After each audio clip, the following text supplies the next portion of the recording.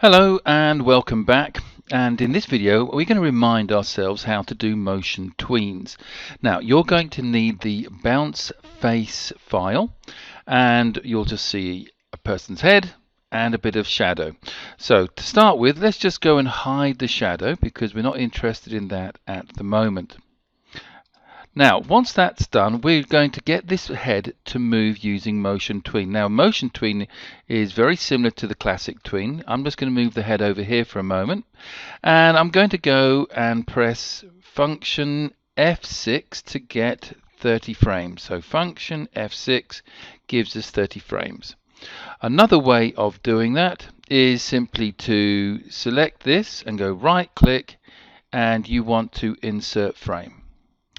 So when we are doing a motion tween, we are doing it very similarly to that of a classic tween. We're going to right click on the frames, select motion tween, move our playhead, and then move the object. And the difference here is that we have a line, and we can edit this by simply moving our cursor up or down, and the object will follow as we do. Now we can also move the head as well, so that will give us a little bit of a wavy line, and we're going to be looking at that in a short while. So that's a quick reminder of how to do a motion tween.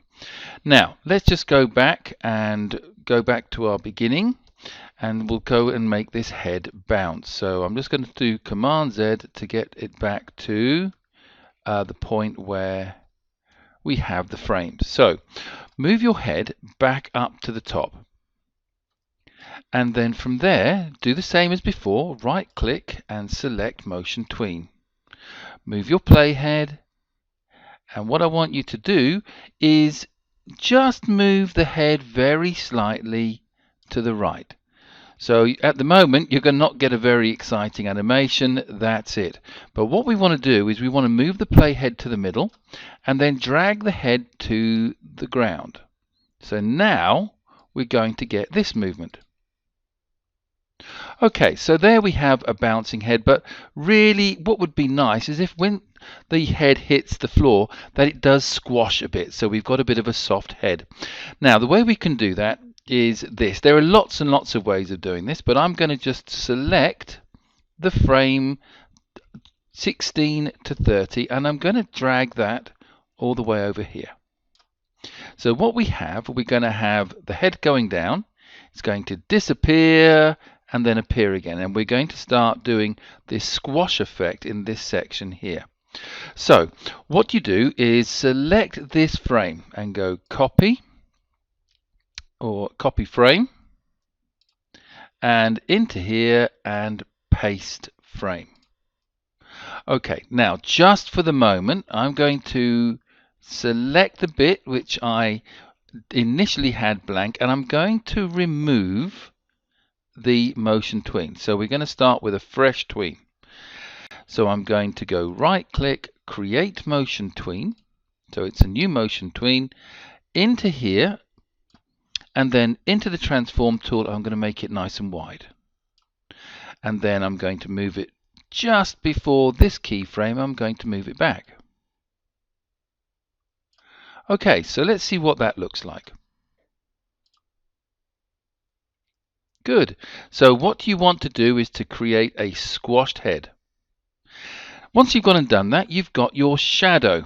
Now you'll remember that the shadow is down here.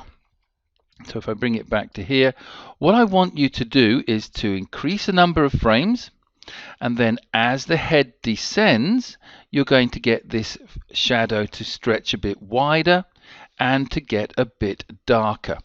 Now to make it darker, you're going to need to look under here for alpha, and alpha or tint is going to be the one. If we go with alpha, that makes it darker, as you can see. So as you can have a play with that, but what you want to try and do is as the head comes down, the shadow gets larger and darker, and you're going to be needing your motion tween for that.